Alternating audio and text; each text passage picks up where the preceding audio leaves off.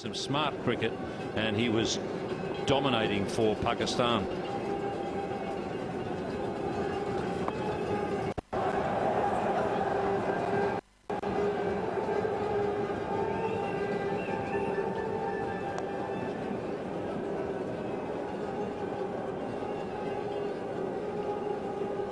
Pakistan setting 160 and 180.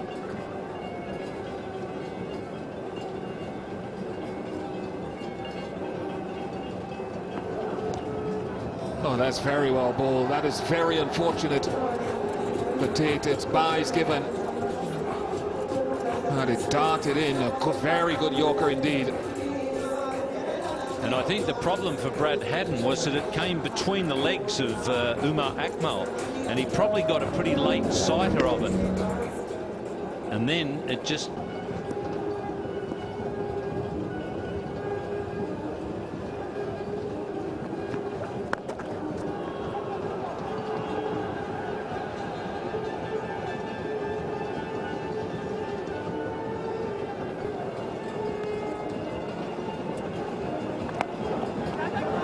That should be the end of a freebie.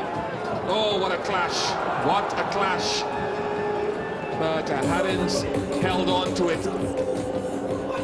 And it wasn't the best piece of communication you would ever come across.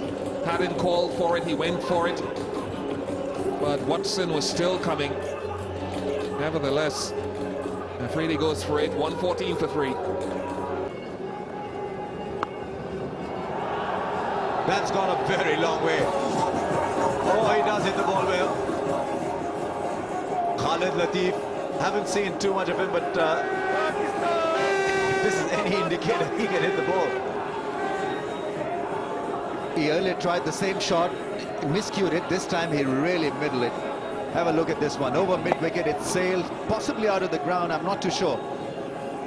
It hit the rooftop there. That's a monster strike, this. Clark clearly hurt by that 6. Evie.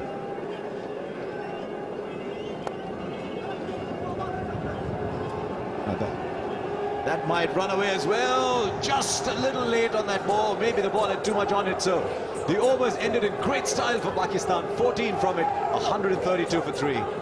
So they've done a very, very good job in the middle overs, Pakistan. Now Nanis.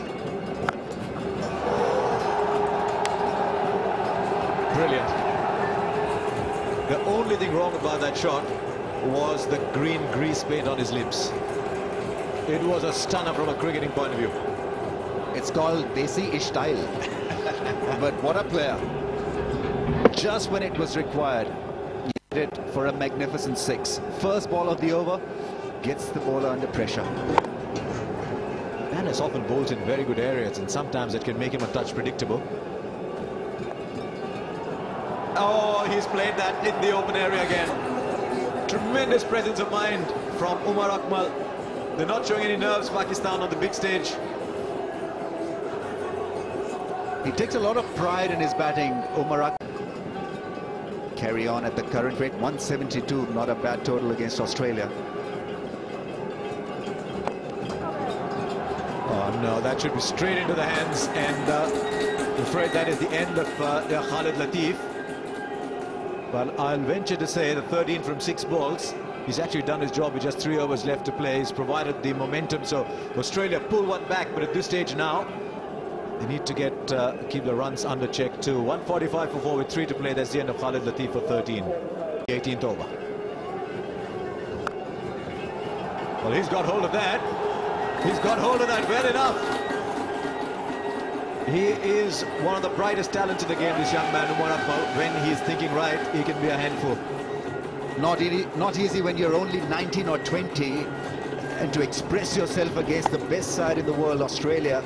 Terrific strike, this powerful hitter. It was a skimmer. The ball took off and never really took off.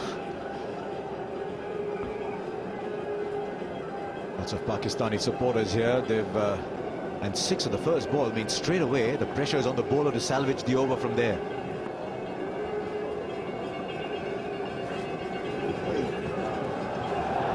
Brad Haddin's having an off day.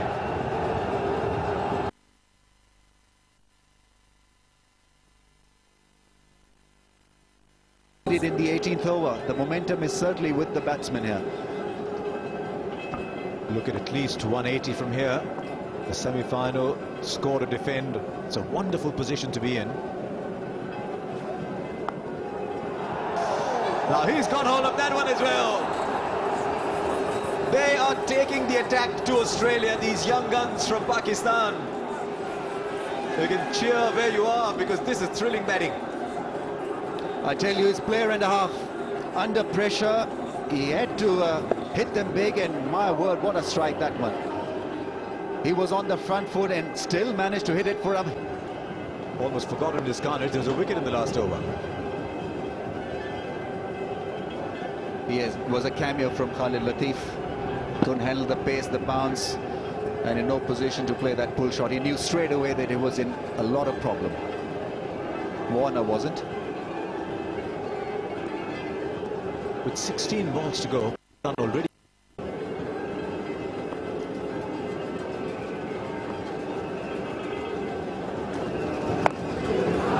There he goes again. Is this Mitchell Johnson or just another bowler in the park? Big brothers clapping. 50 comes up for Umar Akmal of just 29 balls, 24 of the over. Pakistan are on the move here. 169 for 4. Umar Akmal 52 from 30 balls.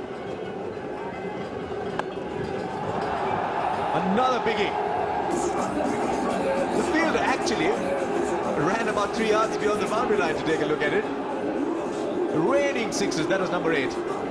Australia flirting with a lot of danger here and risk.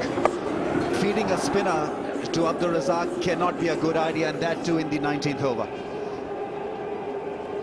They're absolutely loving it in the dugout. The fans are excited.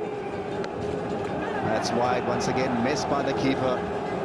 It's all crumbling for Australia, or is it? Let's just say they're playing themselves into a situation where they'll have to produce one of the finest run chases with 200. Oh, hit that hard. And they'll get the overthrow. What was that throw about? Australia suddenly under pressure, doing things you don't expect. The best of times a little suspect. There's a responsibility of controlling damage in the last over. Crunched, but only for a single.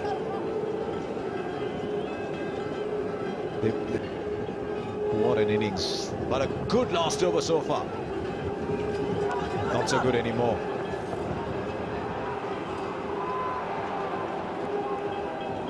It's called wide, and then he's given it out.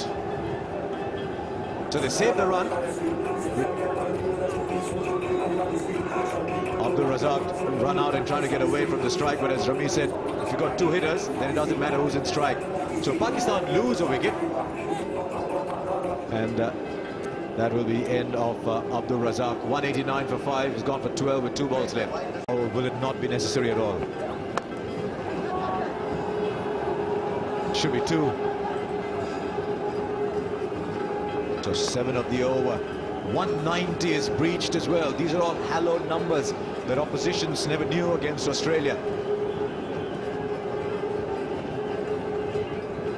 Well, I think the strategy was to scare Pakistan with the conditions and by pitching the ball short, as we have another look at that run out. And when that backfired, courtesy that amazing opening partnership, Australians have never really found their grip on the game.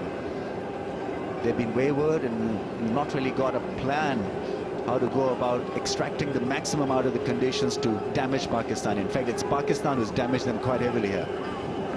Last ball coming up, and there will be no run off it, a run out of the last ball. So poor Misbah-ul-Haq just runs in and runs out. So Misbah-ul-Haq run out without scoring. Umar Akmal is not out. 56 from 35 balls, and Pakistan have thrown the challenge in very dramatic style here to Australia with the second highest total of the tournament. And there will be lots of cheers for this man, and doubtlessly for all those sitting up in the night in Pakistan watching the Akmal brothers script a wonderful story of their own for Pakistan. Well, they've got runs on the board, and remember, it's a semi-final crunch match, pressure match. and so it'll surely test Australia. Now Pakistan need to bowl well, pick up wickets, and hope Australia can stutter under this pressure of runs. Last wicket, the ball was hit straight back to Sean Tate, who collected it. Misbah-ul-Haq was out of his crease, and in the end, an easy run out.